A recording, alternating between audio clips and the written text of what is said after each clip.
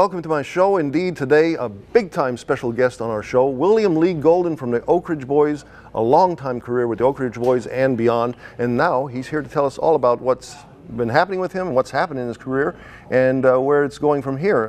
Welcome to our show, William. Thank you, John. It's good to be back on your show here. The Oak Ridge Boys are, we've been touring together, the same four singers here for 50 years now. We've been celebrating this year 50 years of being together. And again, we've thankful for having an illustrious career. I know that next year we're starting our farewell tour, the Oak Ridge Boys. And so this is we just recently announced that we would be embarking on our farewell tour this coming year, and they're setting up the dates. Hopefully we'll get to go and to every part of the USA and say thank you to all the fans that have been supporting us throughout these years. We're fortunate that, because the Oak Ridge Boys travel like 150 days. My goodness. For all of these years, we've worked singing 150 days a year in different towns all over America, basically, in Canada, and actually around in Europe. We used to travel there a lot, but it's been a little while since we've been over there. But what we're doing is we're starting a farewell tour. We're not sure when it'll end. Hopefully it'll be a year or two from now. Just about you go. Just keep on adding tour appearances. That way you can keep on going, right? Well, I would love for it to keep on going, man. I still love to sing. And with the four of us, like I said, we've been together for 50 years this year. So next year we're and a couple of the guys are having some physical disabilities of getting around good, and it's they're feeling like that they should kind of wind it down for themselves. But Dwayne and I are still going strong, and so what we're doing is this coming year we plan to go around, hopefully, and tell all the friends that have supported us thank you, and to thank the people that have helped us to do what we love to do. We're doing exactly what we left home and started out to do, and that's to sing music and to sing songs. That sounds like we harmonize with each other, and we enjoy harmonies. And I know that each of the guys love to harmonize, and we all get a chance to sing leads on different songs. But we all come from different places. We're all from four different states. I grew up in South Alabama. Alrighty. Alan, who's been here 57 years, he's from Texas. Richard Sturban, who joined in 1972, he's our bass singer, and he's from up in New Jersey. And Joe Bonzel, that sings a tenor part and sings a lead on Elvira, he's from Philadelphia, Pennsylvania. Alrighty. So as a group, we've been together for 50 years. The group was going before any of us ever joined. So we're just carrying the banner for the Oak Ridge Boys. And so hopefully we get to go to all the parts of the U.S., which is, we've toured in every state in the U.S. Cool.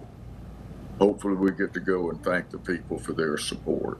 Well, you mentioned in shape. I heard a rumor, even like what I saw that about like last year when you were 83, you're 84 now. You do 250 sit-ups a day. Is this still going on? I do, and my goodness, we've been doing some dates, and I didn't do them today, but yeah, when I do that at least 4 times, 4 or 5 Holy times. cow! That's just for somebody half your age. It's 250 sit-ups a day is, a lot. And you do that, and you said talking about being in shape. That's being in great shape right there. Yeah, well, I get out and walk in Branson especially, and I try to walk 2 miles out and 2 miles back, and then I'll push all the pillows back on the bed, and I'll get them on the bed, and I start doing sit-ups.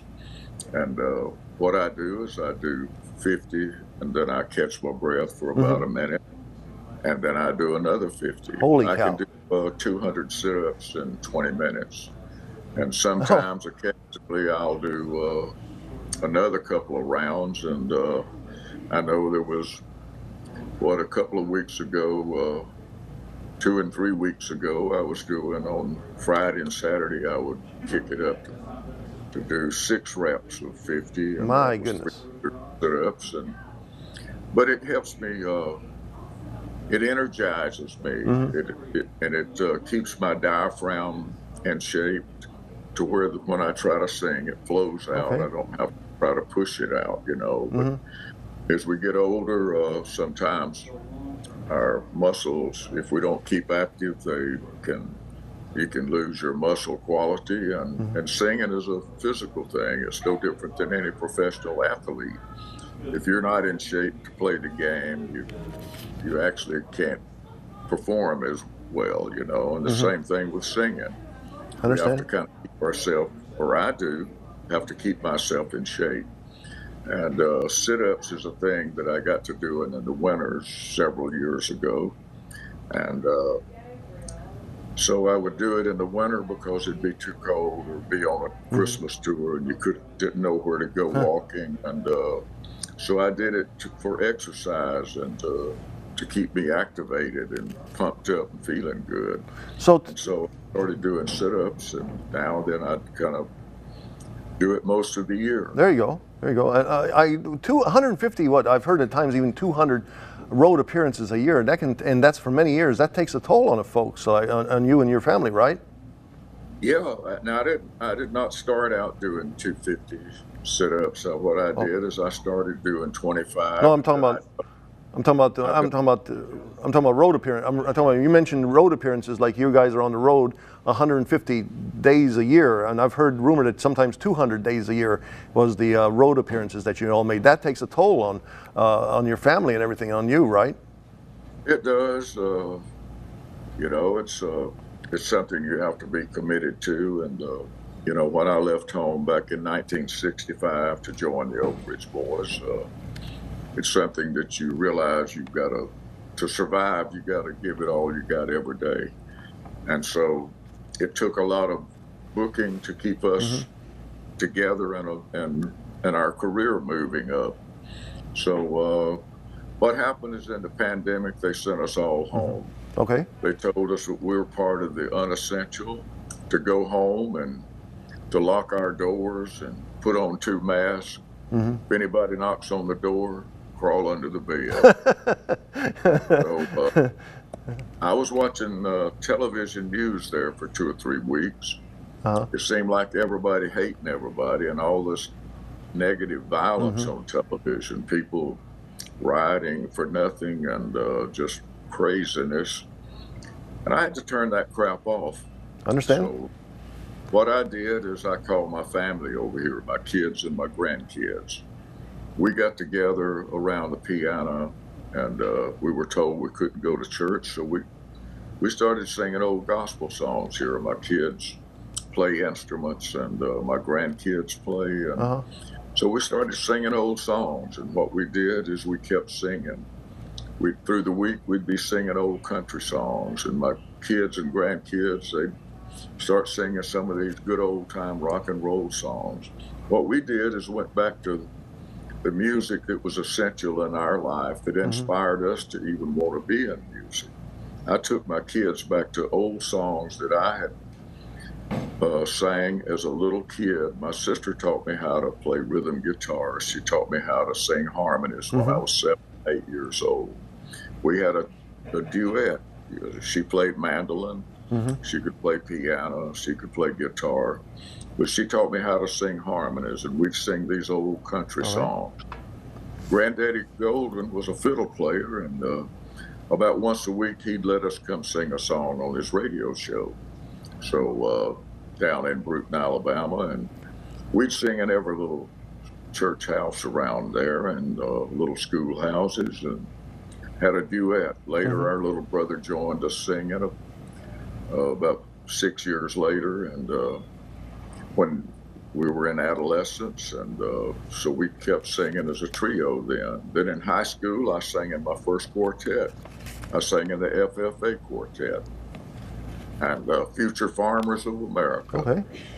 But it was there that I loved harmony singing and four-part harmony, and that led me to want to be with the Oak Ridge Boys. And so I joined in '65. And again, back to the pandemic, my kids getting together, we wound up singing all these old songs, feasting on the songs that were essential to us by great writers and great performers, singing songs that some of us had never sang before, but yet we got together and harmonized on these old songs. And we wound up recording with our family and video and the whole recording sessions of, we recorded 34 old songs. And I did an album with the Oak Ridge Boys in the pandemic. We did the Front Porch Singing album in the pandemic. And then Scott England, he'd been wanting to help me write a book about my story. And I said, well, Scott, I'm not a writer, you know. He said, well, I think you've got a story to tell, and I'd like to be the guy to help you tell it.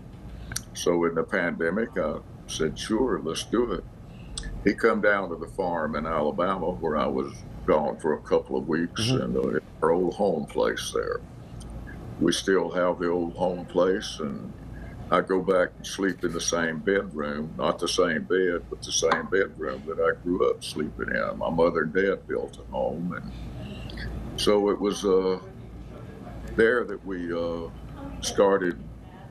I'd started talking to him, and he would record our conversations about my life story, and showed him where I came from, the farm, and he met my sister down there and talked to her, and he would come here and sit on my front porch here in Tennessee, and we'd sit and talk for a couple of hours. He'd have a little recorder and a tablet with questions on it. We did that for 6 or 8 months. Okay. It's Behind the Beard, right? The book is called Behind the Beard, correct? So, and again, man, you mentioned how sometimes being on the road is rough on things.